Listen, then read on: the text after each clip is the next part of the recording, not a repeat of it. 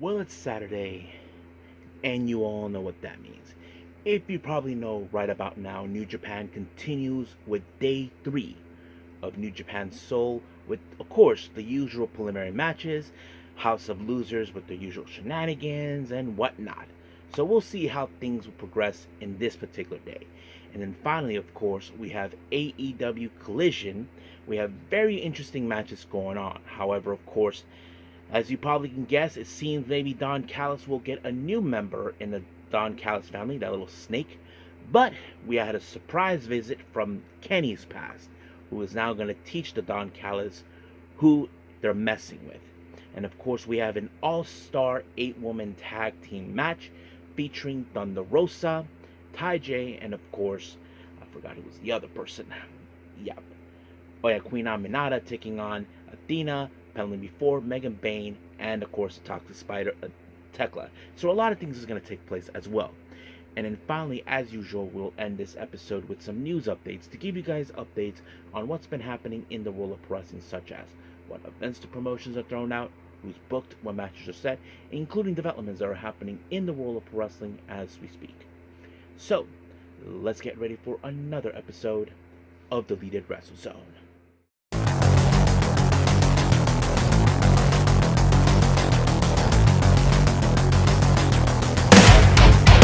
Are you ready? Get up, get up! Get up, get up! Get up, get up! Get up, get up! Get up, get up! Get up, get up!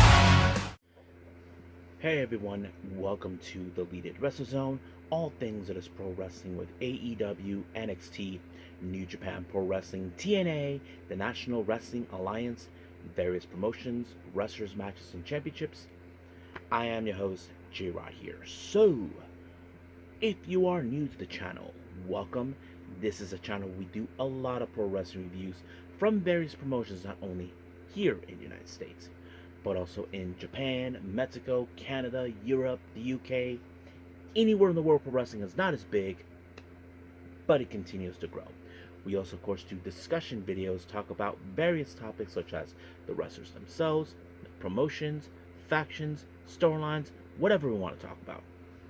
We also, of course, do more news updates. If certain information was unable to be on this episode, we can either put it on the next one or on a separate video by itself.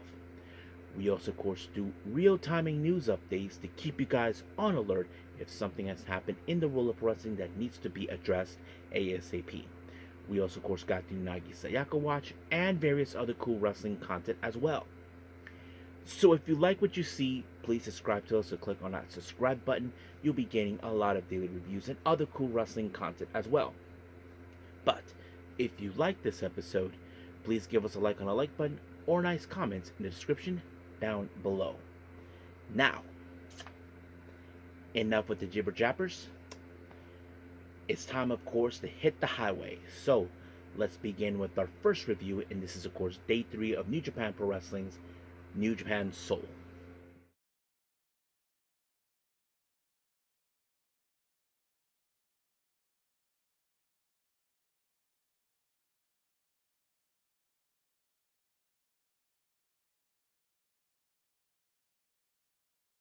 Okay, day 3 of New Japan Soul by New Japan Pro Wrestling. It opened up, of course, as usual, with our Young Lions, but this time we have, once again, Zane J versus Tatsuya Matsumoto. Now, last few times, both matches ended in time limit draws. Now, there have been moments where it seems like Zane J had the upper hand. There are moments, of course, where, what's his name? Matsumoto had the better chance, but no. But once again, just like the first 2 days, it ended, of course, with a time limit draw after 10 minutes. So hopefully one of these two men will have their first win. But the real question is, when will that happen? Will it be on day 4? Who knows? But we'll pay attention to that muchly. Our next match, we have Daiki Nagai, Master Wato, Yo, and Toru Yano taking on the House of Losers. We're talking about Yoshinobu Kanemaru, Doiki, Yujiro Takahashi, and Ren Narita. However, Sho was supposed to be banned from this arena for some odd reason, but he put on a mask to hide his face, and this idiot tries to, of course, as always, when it comes to in matches, they get involved. But, however, that match didn't go according to plan for Wado and Yo, who want revenge for what Doiki and Sho did. Well, this time Doiki picked up the win when he applied a leg lock onto Daiki Nagai, and just like that, it's over. But sooner or later, we will see Wado and Yo get the revenge on those two jerk monkeys. Now, speaking of the other House of Losers, we have, of course, Sonata, Don Fale, Chase Owens, and Evil, along with that effing Dick in tow. They take on, of course, we had the two of the young lions, Katsuya Murashima, Shomakato, Yado, and Yoshihashi. Now, of course, as always with their usual shenanigans, Dick Togo showed up as usual, but this time he tried to use the garrote onto Shomakota. But, however, that match ended with Sonata applying the Shining Wizard, then a Skull Hand, and just like that, it was completely over. But sooner or later, the House of Losers will fall, but the real question is, when will that happen? We'll just have to wait and see. Our next match, we have Tiger Mask, Togi Makabe, and Tomo Iroishi taking on the Bullet Club War Dogs. We have Geto, Drilla Maloney, and Gabe Kidd.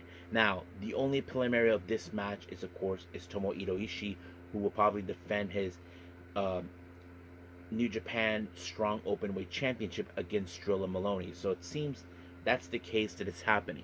So you can consider this as a preliminary match. But however, Drilla Maloney was the one who picked up the momentum when he applied the Drilla Killer onto Tiger Mask, and just like that, 1, 2, 3, Maloney picked up the win for the Bullet Club War Dogs. But we will see more of Maloney and Tomo Iroishi with the preliminary matches down the road. So stay tuned for that. Next up, we have the United Empire, consistent of Jacob Austin Young, Cal Newman, and Great Khan, taking on Ryusuke Taguchi, Yuya Uemura, and Taichi. Now, of course, you can say that the recent times we have seen Taichi and Taguchi taking on the United Empire countless times, but however, the much recent two events, we have witnessed the United Empire not picked up a single win because they're not in full force. But as always, it was, of course, Yuya Uemura with a high fly flow onto Jacob Austin Young, and just like that, it's over. However, it seems Newman and Taichi decided to brawl right in the post match, and just like that, the whole thing went out of hand. I'm sure that Cal Newman would love nothing more to get his revenge on Taichi and reclaim the IWGP Tag Team belts, but that'll be at another time for sure. Our next match, this is our only singles match we have.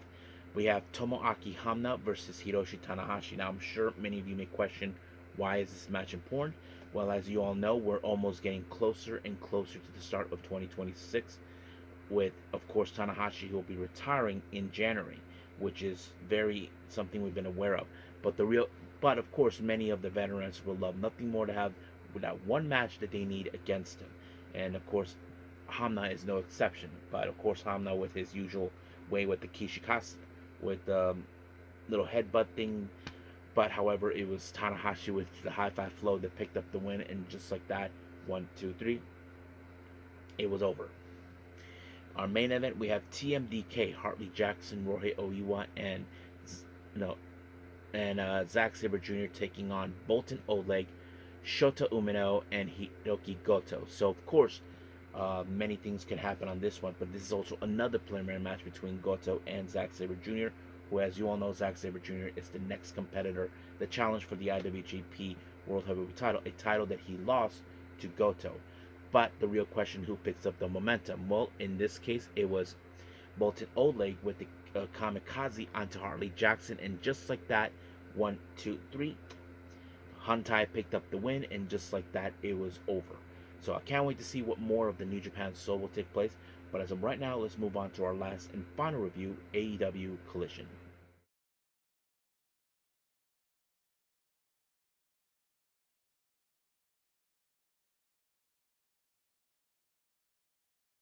Okay, final review, AEW Collision.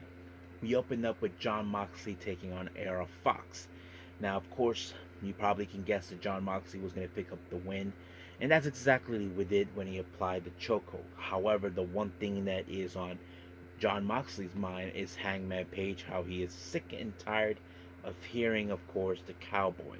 He feels that Hangman is not bringing his A game. That's pretty much what he feels. He feels that he is not fulfilling what he's supposed to do. Like, he wants him to, saying, just let that energy out. Stop being all fake and shit. And that's exactly what he's trying to prove. But I don't know if that's enough to convince him. But we'll see. Now, Adam Cole, along with, of course, Roderick Strong, Bandito, and Daniel Garcia, are ready to pump for their upcoming match, which, of course, it was next. They take on Konosuke Takeshita, Kyle Fletcher, and, of course, FTR. Now, of course, we have the run-ins with these guys for the last couple of weeks. But the real question is how this was going to end. Well, of course, we have seen some maneuvers coming from both sides, but in the end, it was the Shattered Machine onto what's his name? Onto Roderick Strong, and the Axe actually picked up the win. 1, 2, 3, just like that. And then, of course, there was a beatdown ready to give out, but however, the Outrunners showed up, who has unfinished business towards, of course, FTR and, of course, Don Callis family, which is the last thing they need. But sooner or later, they will cross paths. Now, ahead of before the main event, Athena was talking to Tekla, Penelope Ford, and Megan Bayne, saying that All Elite Wrestling stands for, in her way, for AEW, Athena Elite Wrestling. So basically, and then she says that she's going to look at everybody as their upcoming minions, which, of course, Megan Bayne, she is no one's minion. And if she continues with that, I wouldn't be surprised if Megan Bayne powerbombs her ass down. But we'll see what happens. Now, we did see an interview with Mercedes Moné by Renee Paquette. As you know, she is now the newly crowned CML Women's World Champion. However, of course, the one thing that she cannot get out of her head is Toni Storm showing up playing mind games. However, Mercedes Moné is consistent to believe that she will be the one to obtain the AEW World title, because that's exactly what's going to happen. We'll just wait and see until we get to All In. So it's going to be a long way to get there. Now, our next match, we have Swerve Strickland taking on Shane Taylor. Of course, it's going to be a battle between both of them. But however, we did see Prince Nana along with the infantry play a little game of, gambling. But however, Nana was trying to be smart and steal all the money for himself and Swerve until Swerve took out the infantry. But it was, of course, whose house? Swerve's house, with the house call onto Shane Taylor, and just like that, 1, 2, 3, it was over. Now, we did see Toni Storm do a little promo, talk about Mercedes Moné for their upcoming title match at All In. So you know how Toni Storm's going to be. She's a bit more dramatic, a bit more, saying what she has to say. But we'll see what happens when we get to All In. Now, our next match, we have the Hologram, Willow Nightingale, and Mark Briscoe taking on the combined forces of Tail Valkyrie and MXM Collection, with Johnny TV in tow. However, of course, the factor is Johnny TV would definitely interfere, but it backfired. But in fact, it was, of course, Mark Briscoe with the Froggy Bow on Mansoor, and just like that, 1, 2, 3, it was over. Now, we did see a bit of an interview with Lexi Neer with Chris Statlander. Chris, as you know, has not been herself for the last couple of weeks. And of course, Wheeler Yuta got in his face with that smug face, but Chris Statlander was not having it. She just tossed himself out. But however, Moxley was trying to tell her, don't let people tell you otherwise to change and all that. Now, the real question is, will she join, of course, the Death Rider Kool-Aid? Well, we'll just have to wait and see when it happens. Now, Don Callis comes out along with Archer and Alexander, but of course it seems like Okada is probably is now a member of the Don Callis family, because of course Don Callis was saying that Kenny Omega has no friends, but however Mark Briscoe showed up saying that Kenny Omega does have a friend, and he's one of them right now. But there is another friend that Kenny Omega has, and that person is the Golden Star himself, Kota Ibushi, who we haven't seen for quite some time. This time they cleaned house. That he took out Josh Alexander and Okada. And now, of course, this is putting nervousness to the plans for Don Callis, who is determined to destroy Kenny Omega once and for all. But the real question is, would this backfire? He doesn't believe this is going to be, that it's not going to end with Kenny Omega winning. So we'll see what happens. Now it seems that things are not going well for Anthony Bowens and Billy Gunn. There have been several matches losing, but we don't know what things could happen. I mean, Anthony Bowens can break away from them, but we'll see what happens. Now, our next match, we have the Jet Speeder, consisting of Kevin Knight and Mike Bailey. They take on the Gates of Agony, Bishop Khan and Teo Leona. While Ricochet was watching this, there was a moment he thought that Jet Speeder cheated, but nope. We did see some great cohesion with them, but in the end, it was the UFO splash onto Bishop Khan by Knight that picked up the win, and just like that, it was over. Now, our main event is the 8-woman tag team match. We have Tekla, Penelope before Megan Bayne, Athena taking on Queen Aminata, Hannah J, and Ty Mello along and Thunder Rosa. So you probably guess this is going to be a big brawl match. However, there was a moment, of course, where Athena had Billy Starks by her side in order to be useful. She distracted the referee, but out of nowhere, Red Velvet showed up and helped Athena. The probably question is there going to be a new allegiance between those two? I don't know. But of course, in the end, it was Athena who pinned Thunder Rosa, and just like that, it's over. But we will see what happens in the upcoming weeks with Red Velvet. So stay tuned for that. But so right now, we are done with AEW Collision. Let's move on, of course, with some news updates.